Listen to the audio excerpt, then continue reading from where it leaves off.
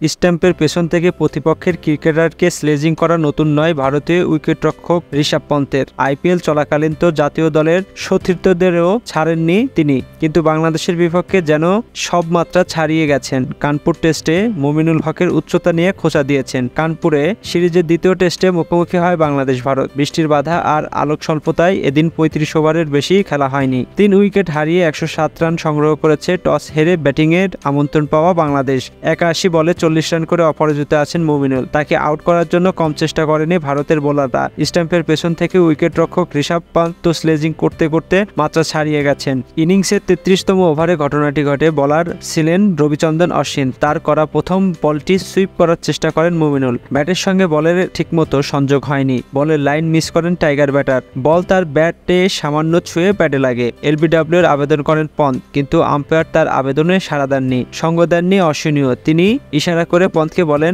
বল ব্যাটে লেগে মুমিনুলের প্যাডে লেগেছে। এরপরে স্ট্যাম্পে মাইক্রোফোনে শোনা যায় মুমিনুলকে নিয়ে পন্থের বাজে স্লেজিং। ভারতীয় উইকেট রক্ষককে বলতে শোনা যায় ওর হেলমেটে বল লাগলেও এলবিডব্লিউ নেব।